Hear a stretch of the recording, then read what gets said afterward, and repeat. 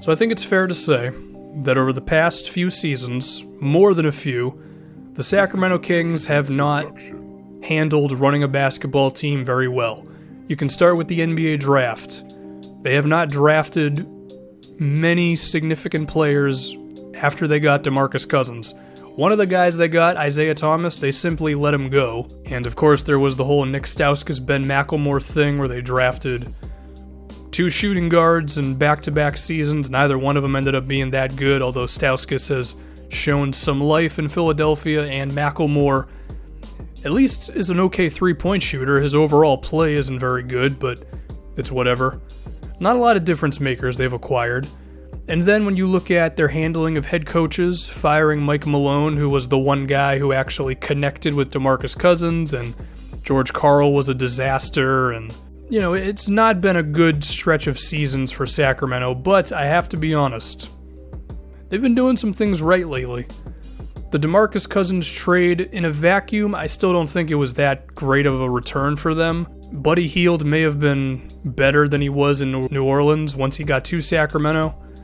I do have some fears that he's going to drop down a little bit, but still, I mean, for what they got, which was a first-round pick, Buddy Hield, to go along with the other first-round pick that they had, and just getting DeMarcus Cousins out of there and being led by Dave Yeager, it's a start, you know. Willie Cauley-Stein's intriguing as a center.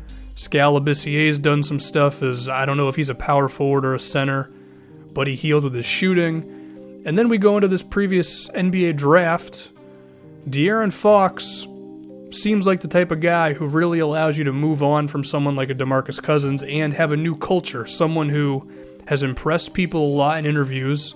He's a team-first guy. He's all about passing and getting everybody involved. And his offense, in terms of just scoring, seems intriguing enough. I don't know if he's ever going to be a big-time scorer, but it doesn't necessarily have to be the case if he can still be a super positive for these guys. So they have some good things going, a good culture surrounded by young guys with good character and Dave Yeager, which is a thing they haven't had for a while because DeMarcus Cousins, of course, was their top dude. They also drafted Justin Jackson, whose three-point shooting actually progressed quite a bit in college, to the point where he could actually be something for you now. So you have a nice set of young guys. But when I'm looking at the free agency moves they've made, I'm actually kind of okay with them. Typically, I wouldn't be all about like a team that's not good signing veterans.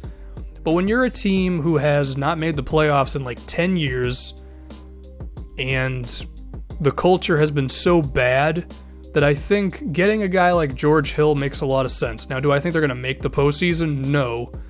But I think immediately what George Hill does, he's a veteran.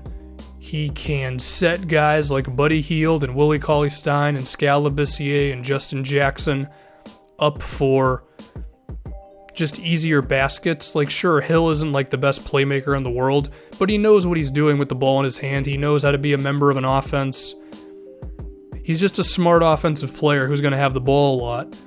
And if you wanted to start him over De'Aaron Fox, which is probably going to happen, I'm cool with that. Like, George Hill can be a stopgap at point guard for the next year or two while you see how ready De'Aaron Fox is to have that role. Fox can still play 20-plus minutes a game, and I think Hill as well as De'Aaron Fox can play together because George Hill's a damn good defender and he's a good outside shooter.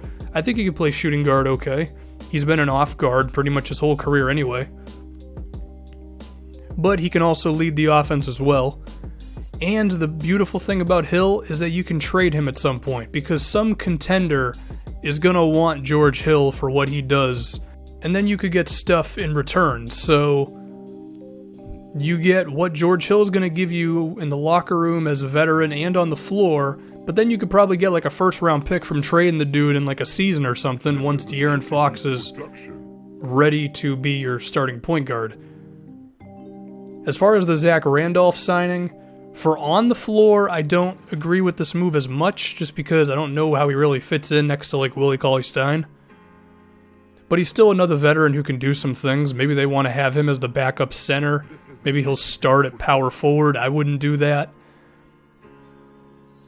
Whatever. I'm not as hyped about the Randolph signing as I am George Hill, but I can still see wanting to get veterans in there.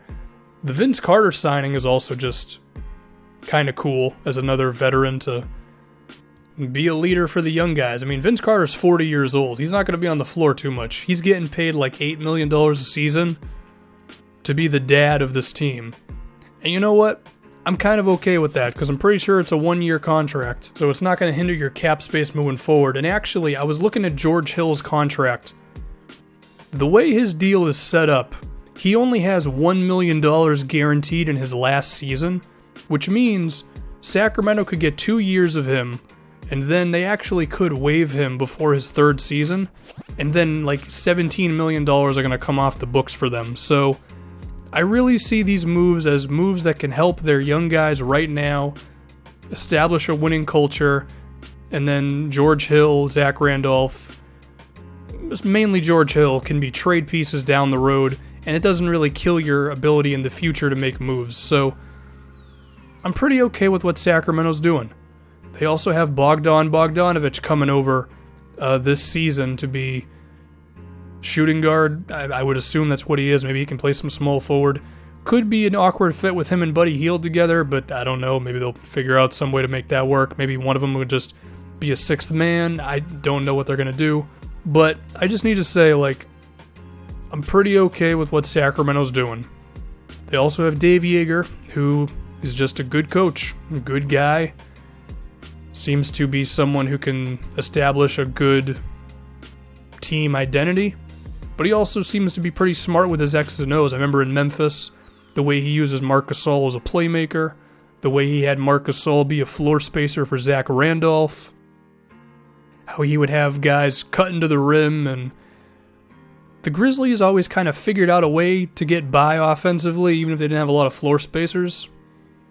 Of course, their offense still wasn't that great, but I do think Dave Yeager maximized their scoring, given that he didn't have a whole lot to work with outside of Marc Gasol and Mike Conley, pretty much. So I like the moves. I think Sacramento's doing a good thing. I think they're moving on from DeMarcus Cousins the right way. Got some young guys to be excited about, veterans to help them out. I guess the counter-argument to this could be, well, George Hill might make them a little too good. Maybe they go from having like the second pick to having like the fifth pick or something like that. I mean, I really can't argue with that because it's a valid thing.